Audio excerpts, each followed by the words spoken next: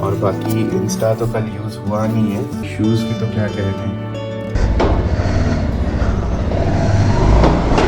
दिन राइड रहता है, उससे पहले दिन मुझे नींद नहीं आती, और ये बहुत सारे राइडर्स के साथ भी होता है कि नहीं। माइंड में ये ख्याल आया कि बड़ा बाग जैसलमेर के नज़दीक है, तो मेरे ख्याल से पहले जो दूर करता वीडियोस बना रहे थे, और मैं उसके बारे में भी बहुत सारी चीज़ें पूछ रहा था, वो भी मेरे बारे में बहुत सारी चीज़ें पूछ रहा था। तनौट माता का मंदिर दर्शन किए, तनौट माता का गाड़ी लेके इंडिया पाकिस्तान बॉर्डर पहुँचे। ऐसा गेट जो कि ये दर्शाता है कि ये हमारा एक सर थे वहाँ पे, जो कि हम लोगों को तो, और बड़ा बाग उस दिन हम लोग ने कवर कर नहीं पाया था। और फिर हम लोग स्टार्ट करेंगे डे 3 का डिस्कशन। मैंने यहाँ पे अभी मंगा लिया है कुछ पराठे, और क्या ही मंगा सकते हैं, बस यही मिलता है यहाँ पे, पराठे। सो विद दिस मैं मनोरंजन सतपथी साइनिंग ऑफ।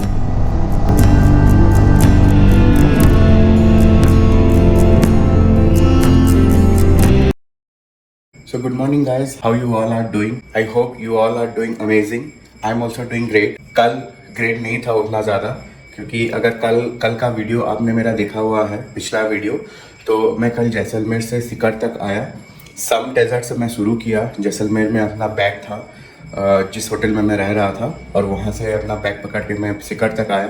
और कल वीडियो के एंड में मैं एक छोटा सा रीज़न भी बताया कि मैं सिकर क्यों आया हुआ हूँ। अभी जल्दी से निकलना है। उम्मीद था कि मैं 8 बजे पूरा निकल जाऊँगा यहाँ पे, लेकिन अभी 8:15 हो रहा है। मैं अभी रेडी हो जाऊँगा जल्दी से, ज़्यादा अनपैक मैंने किया नहीं था कुछ। यहाँ से जल्दी से निकल के नोएडा पहुँचूँगा। यहाँ से लगभग 320 किलोमीटर के आसपास है नोएडा। और आज मैं आप लोगों को एक छोटा सा रिकैप भी बताऊंगा जैसलमेर का राइड का, जो रहा डे 1 से लेके अभी तक का जो है मेरा एक्सपीरियंस रहा, मैं आपके साथ शेयर करते जाऊंगा, तो आप वीडियो में जरूर बने रहें। अब अपने गोप्रो को यहाँ पे मैंने चार्ज पे बिठा दिया है।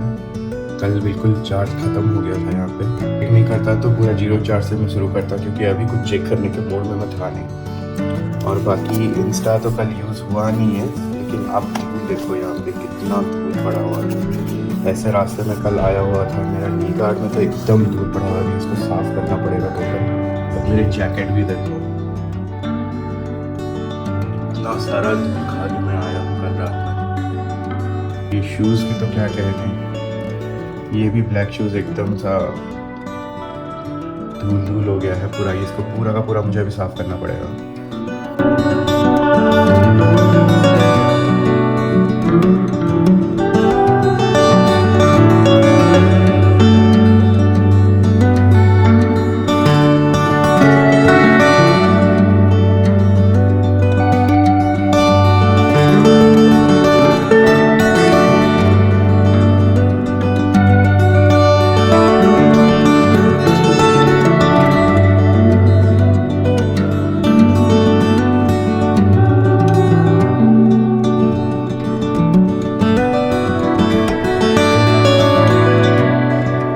यहाँ पे अंदर एक जगह पे मेरी बाइक थी कल, ये रहा अपना क्रूज़। इसको अभी निकाल के सामने की तरफ लेके जाएंगे, और फिर वहीं पे हमारा सामान बांधेंगे।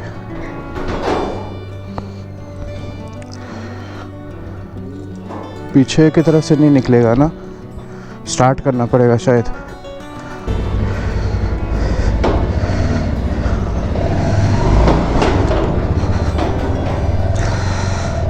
चलो, बाइक भी एकदम धूल हो चुकी है, लेकिन अभी मैं साफ़ करने के मूड में हूँ नहीं, क्योंकि यहाँ से लेट कर दिया तो फिर वहाँ पे घर पहुँचते पहुँचते शाम हो जाएगी।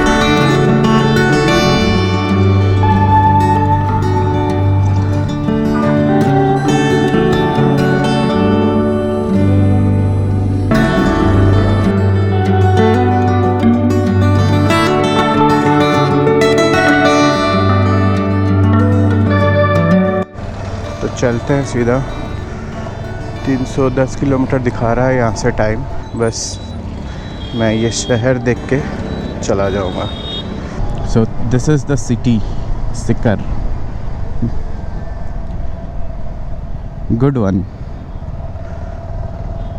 मैं सोच रहा था छोटा सा शहर होगा, लेकिन उतना भी छोटा नहीं है, अच्छा खासा बड़ा है ये।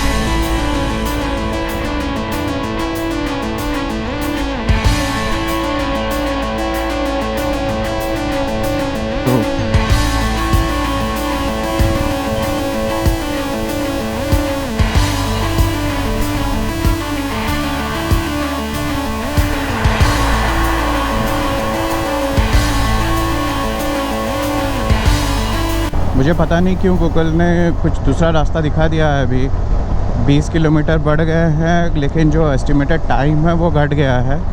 तो मेरे ख्याल से ये वाला रास्ता थोड़ा सही रहेगा। कंडीशन जो है रोड का, कल जो रोड का कंडीशन था, बाप रे बाप क्या ख़राब रोड कंडीशन था। मुझे रास्ते भर पछतावा हुआ कि मैं उस रोड से क्यों आया था। कम से कम एक हाईवे ले लेनी चाहिए थी मुझे। हमेशा गूगल के ऊपर डिपेंडेंट नहीं रहनी चाहिए। जितने ही दिल्ली के नज़दीक आते जाओगे ठंड उतना बढ़ता जाएगा। राजस्थान वाला वाइब और रहा नहीं। राजस्थान में तो 7-8 बजे हम लोग घूमते थे, मतलब मैं जनवरी के एक नॉर्मल टी शर्ट पहन के ही घूम रहा था। So good morning once again. जैसे कि मैंने कहा कि शिखर के थ्रो में आ रहा हूँ और अभी जस्ट शिखर क्रॉस किया मैंने। अभी हाईवे से एक पतली रास्ता से जा रहा हूँ। अगेन कल का जैसे शायद वैसे ही इधर उधर का रास्ता दिखाएगा, बट नो वरीज़, मुझे तो आप लोगों से बातें करते हुए जाना है। तो जैसा कि मैंने कहा, अपना एक्सपीरियंस आपके साथ शेयर करूँगा। तो मैं शुरू करता हूँ कि क्या हुआ डे 1 से लेके।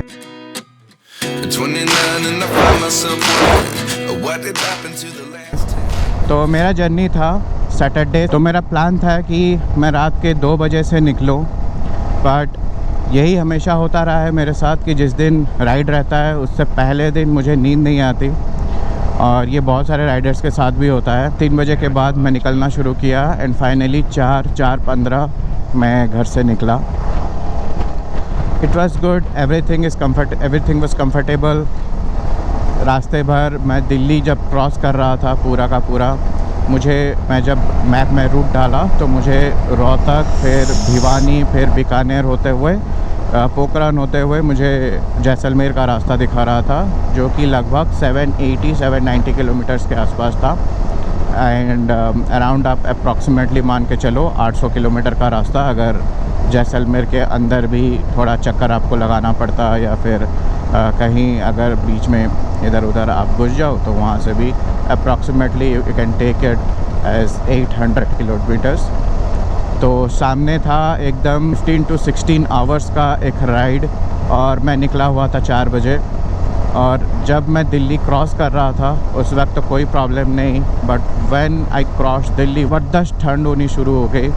और इनिशियली तो मैं उतना ज़्यादा सीरियसली नहीं ले रहा था इस चीज़ को, लेकिन धीरे धीरे जब मैं आगे चलता गया तो इतना ज़्यादा ठंड बढ़ गया और इतना ज़्यादा ठंड में मैं फंस गया उस वक्त कि मुझे लगा कि यार ये तो बहुत ही ख़राब हो गया, मुझे अंदर और 1-2 लेयर्स पहन लेनी चाहिए थी।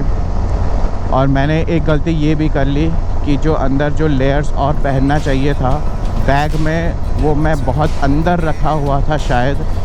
और इसी के वजह से अगर मैं ये बैग को पूरा का पूरा खोलता, निकालता, उसको वहाँ पे पहनता, तो वैसे ही मेरा बहुत टाइम वहाँ पे चला जाता। और आगे जब मैं पहुँचा, रोहतक जब मैं पहुँचा, आप अगर मेरा पहला वीडियो देखोगे इस सीरीज़ का पहला एपिसोड, तो वहाँ पे आप देख सकते हो कि रोहतक जब पहुँचा उस वक्त मेरा हालत कितनी ख़राब थी।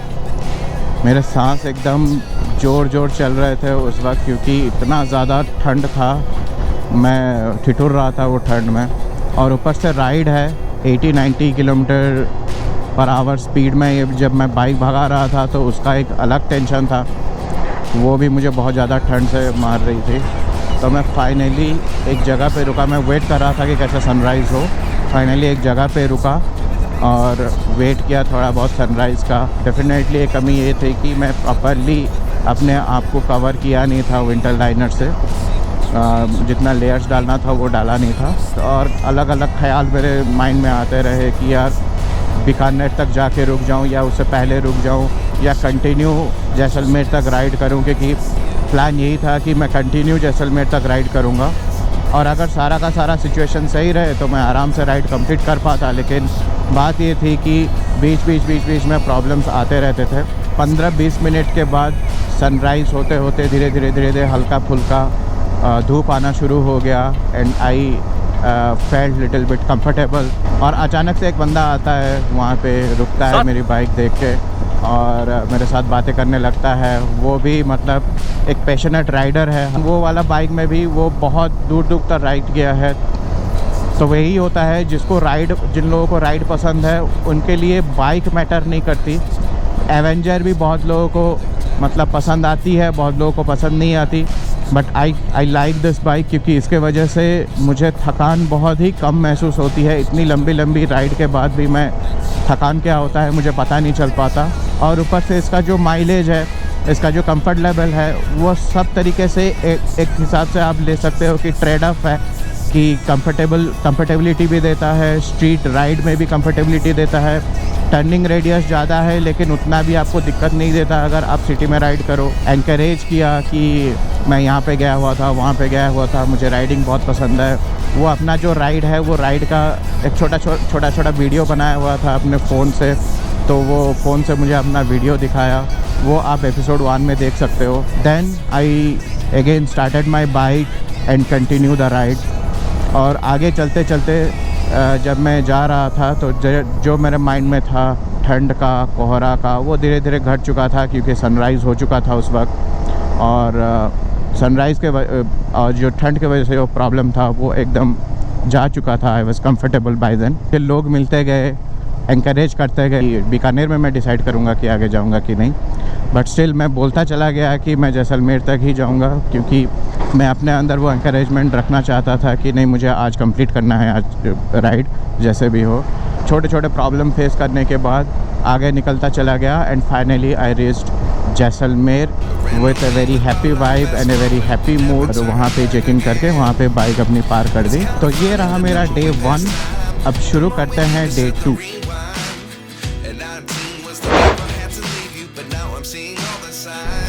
डे 2 में ये हुआ कि सुबह मैं पहले उठा, वहाँ पे मॉर्निंग में प्लान करना शुरू कर दिया कि कैसे मैं ये 2-3 दिन का नेक्स्ट प्लान जो है वो मैं शुरू करूँ और कैसे सारा का सारा जगह जो है वो कवर कर पाऊँ, वीडियो बना पाऊँ, आप लोगों के साथ शेयर कर पाऊँ।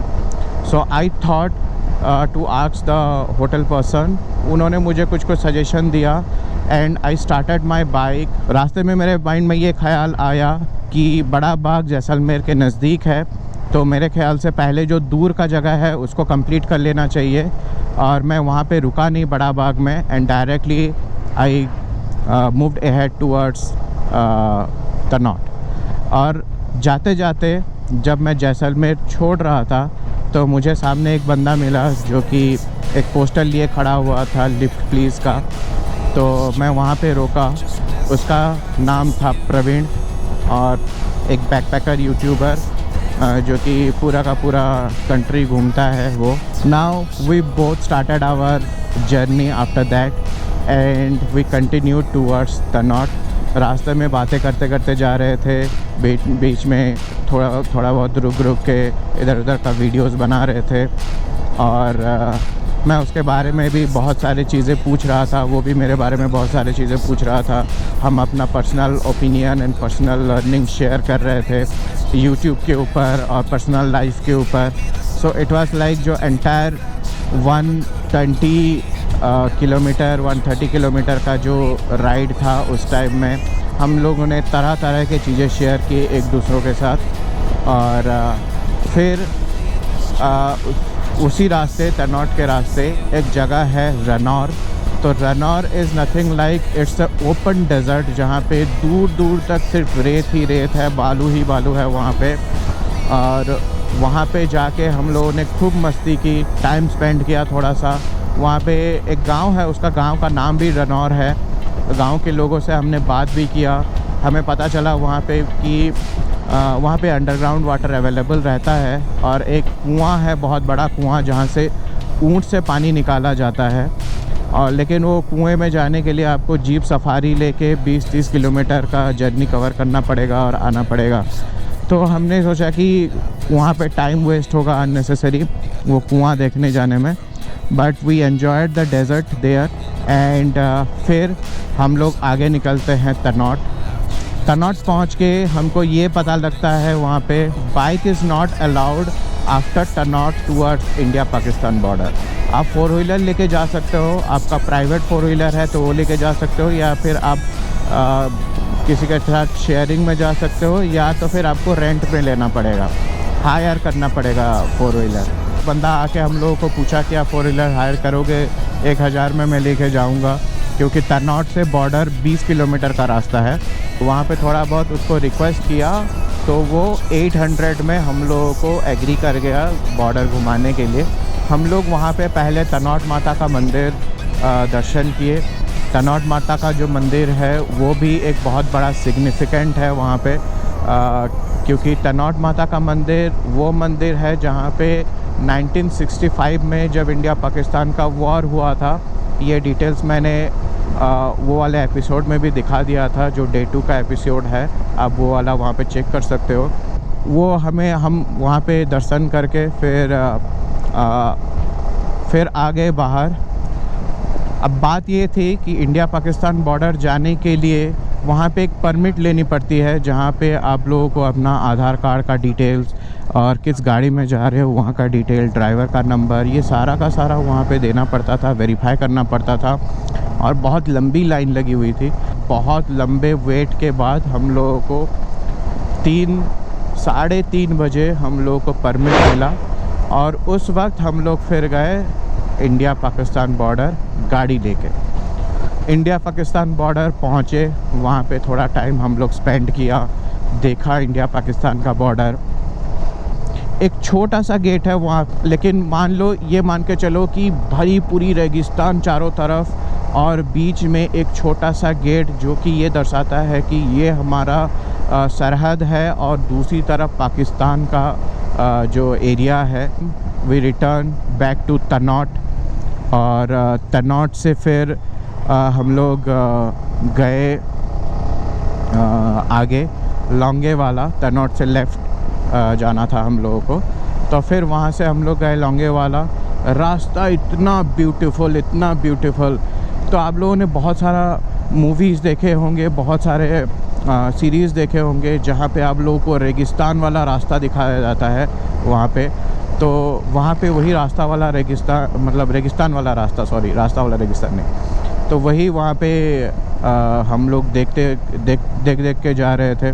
मैंने कुछ कैप्चर भी किया हुआ है वहाँ का जो लैंडस्केप है और चारों तरफ का जो नज़ारे। फिर हम लोग थोड़ी देर ट्रैवल करके around I don't know 40 kilometre के आसपास लौंगे वाला, जो कि एक म्यूज़ियम है वहाँ पे। तो लौंगे वाला is that place when in 1971 जब वार हुआ था। तो आप अगर बॉर्डर मूवी देखे हो ना, बॉर्डर का जो मूवी है वो उसी कहानी के ऊपर ही आधारित है, और उसी जगह पे ही वो शूट हुआ है बॉर्डर मूवी।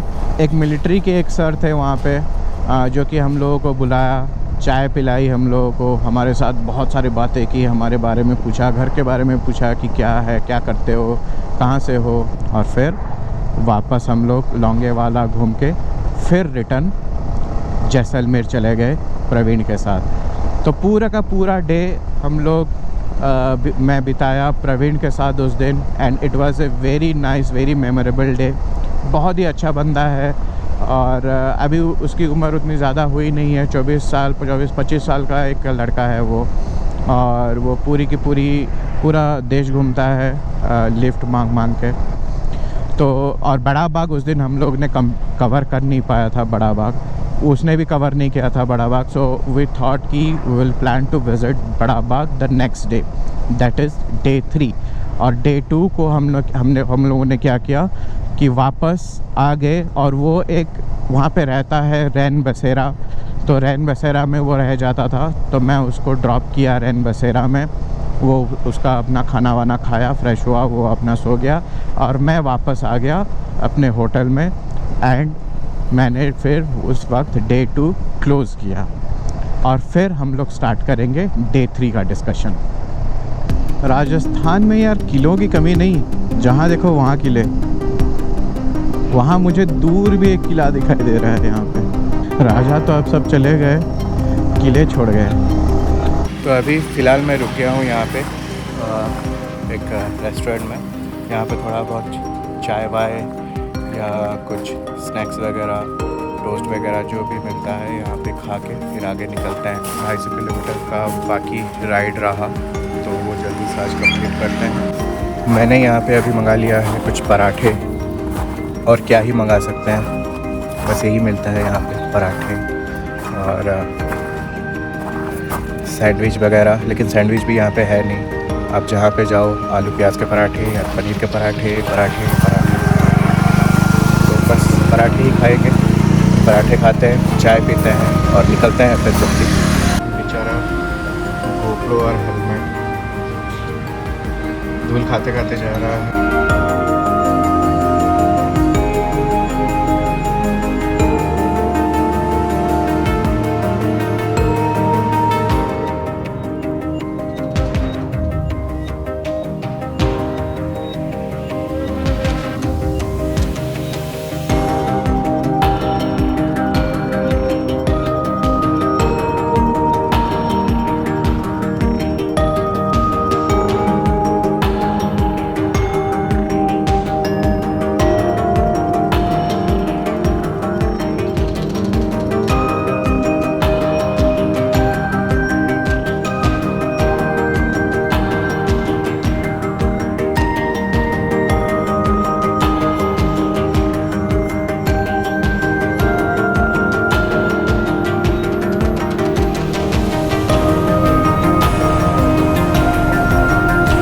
ठीक है भैया, थैंक यू भाई।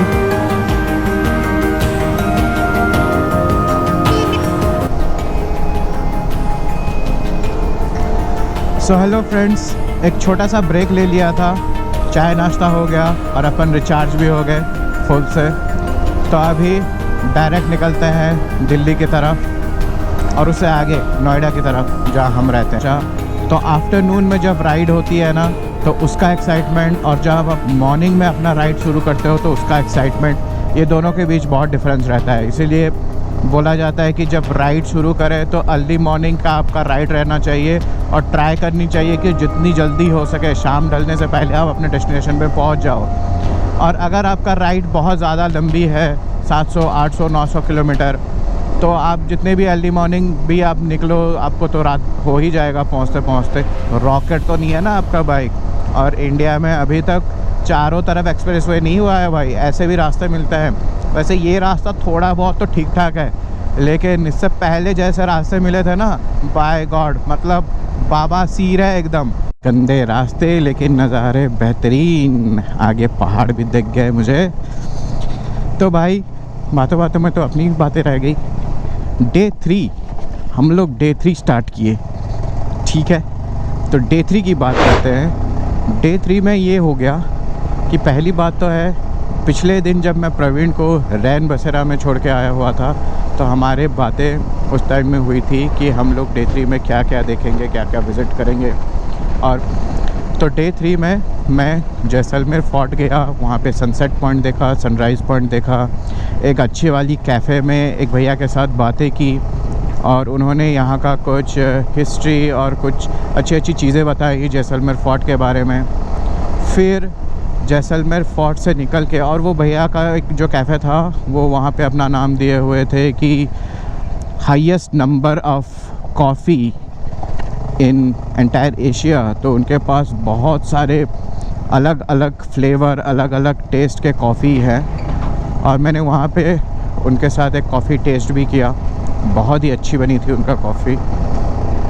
अब वो वाला वीडियो भी देखना उनके साथ, जो मेरा डिस्कशन चला, कन्वर्सेशन चला, वो मुझे कुछ अच्छी बातें बताए फोर्ट के बारे में।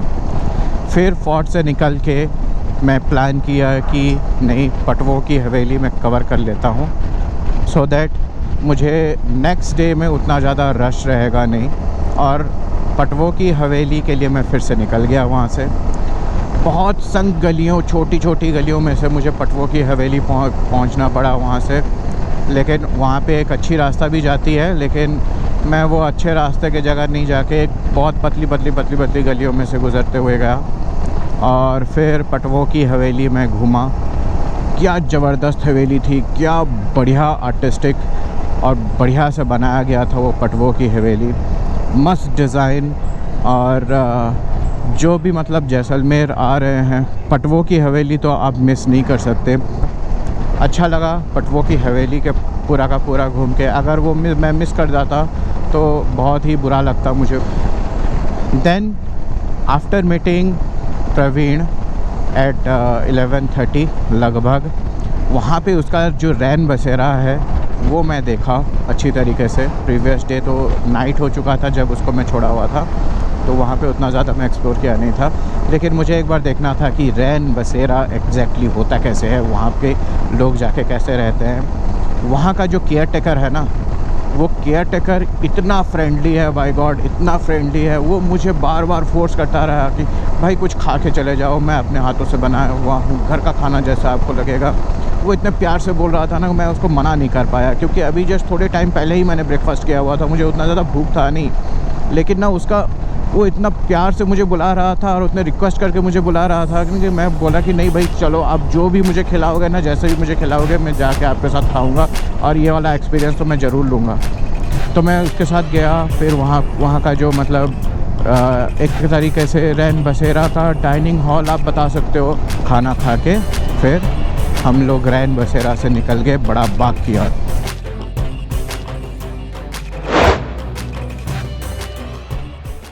बड़ा बाग एक बहुत बड़ी जगह है और एक बहुत बड़ा डैम आप बोल सकते हो, जहाँ पे बहुत से छतरियाँ बनाए गए हैं। और वो छतरियाँ जो हैं वो एक किस्म से एक छतरी एक स्मारक है या फिर एक समाधि है, जो उस वक्त के जो राजा महाराजा थे जो जिनका देहांत हो गया था।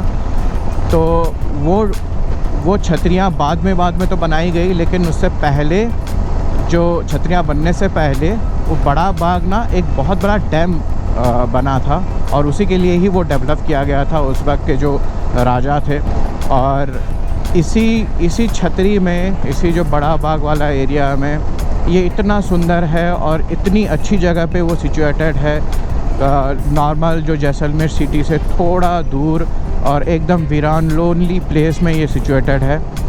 बड़ा बाग से हम लोग निकल गए दूसरी डेस्टिनेशन की तरफ, जो है कुलधरा। तो कुलधरा बेसिकली एक गांव है जो कि पूरा का पूरा डेजर्टेड है।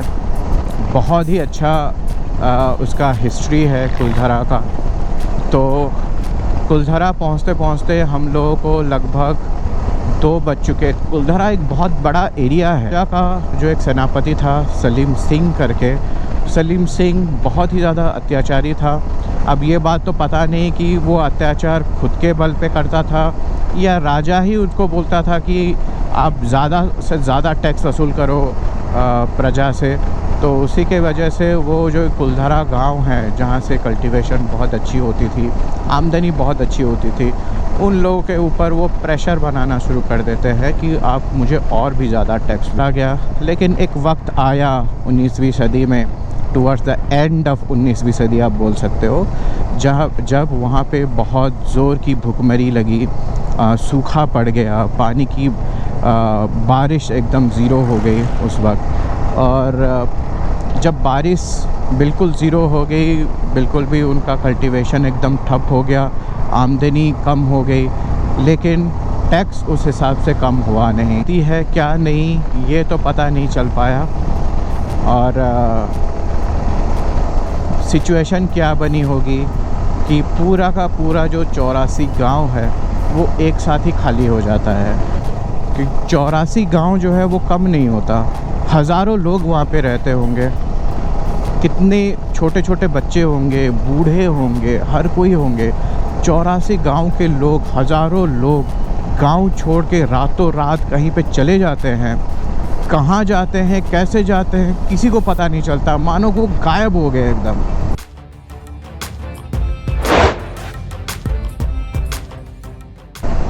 Now after Kuldhara we then started our journey towards Khuri करते हैं। खुरी लगभग 40 किलोमीटर दूर सिचुएटेड है सम डेज़र्ट के, और वो एक तरीके का एक गांव देहात वाला जगह है, जहाँ पे कुछ साल के बाद लोग वहाँ पे जाना शुरू करेंगे। अभी तो वो पूरा का पूरा खाली पड़ा हुआ है, उतना ज़्यादा लोग नहीं जा रहे हैं, क्योंकि हम लोग वहाँ पे जब गए तो लोग एकदम घिर गए हमसे कि भाई हमारा वीडियो बना लो, इस गांव का वीडियो बना लो, ताकि लोगों को पता लग पाए।